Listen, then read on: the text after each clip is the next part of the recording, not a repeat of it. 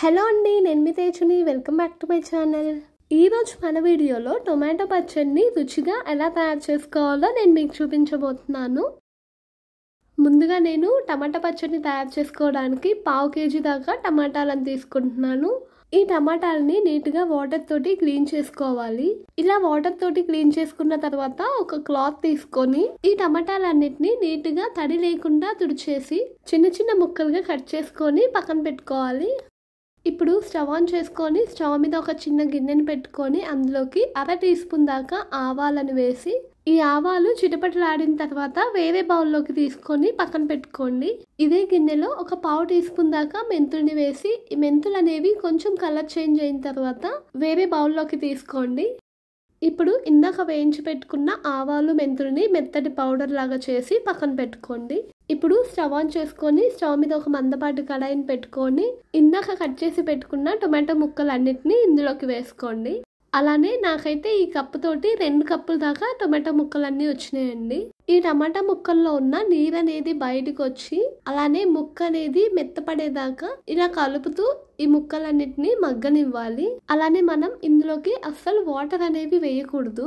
ఈ టమాటాల్లో ఉన్న వాటర్ తోటే ఈ ముక్కలన్నీ మెత్తపడేదాకా ఉడికిపోవాలి. ఈ టొమాటో ముక్కలన్నీ కొంచెం సాఫ్ట్ గా అయిపోయినాయి కదా. ఇప్పుడు మనం ఒక 30 నుంచి 35 గ్రాముల చింతపండుని ఇందులోకి వేసుకోవాలి. అంటే 1 kg తీసుకుంటే టొమాటోల్ని 150 గ్రాముల దాకా చింతపండు పడుతుంది. ఆ లెక్క ప్రకారం మనం ఎంత క్వాంటిటీ ముక్కల్ని తీసుకున్నామో దాన్ని బట్టి చింతపండుని యాడ్ చేసుకోవాలన్నమాట.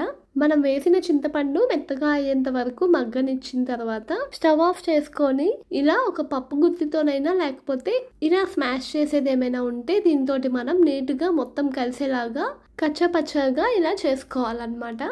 అలానే ఇప్పుడు ఇందులోకి 80 గ్రాముల దాకా కారాన్ని యాడ్ చేసుకోవాలి.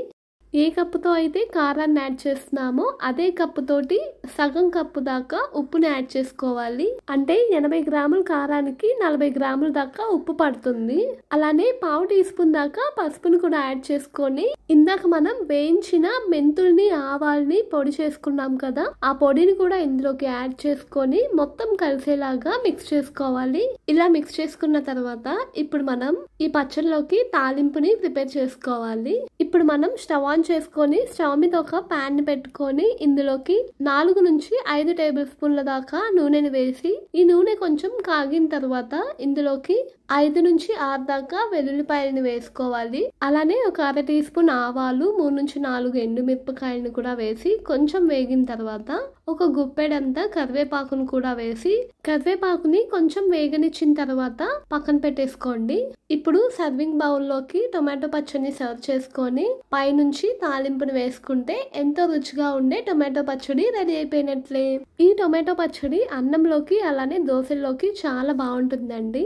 ఒకసారి ట్రై చేసి చూడండి. అలానే ఈ వీడియో కనుక మీకు నచ్చితే లైక్ చేసి షేర్ చేసి మరిన్ని ఇంట్రెస్టింగ్ వీడియోల కోసం నా ఛానల్ని మీరు సబ్స్క్రైబ్ చేసుకోండి. Thank you for watching.